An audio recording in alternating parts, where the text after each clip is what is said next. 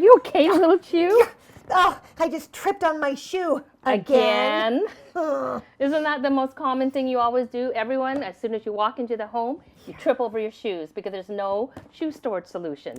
Sure, there's racks out there, there's shoe pockets, there's shoe organizers, but when you don't have the space, what do? I recommend a clear shoe box like this.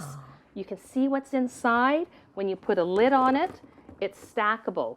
So when space is limited, all your seasonal shoes, all of the shoes that you are maybe using for special occasions, let's tuck it away and you can pull them out when you need it.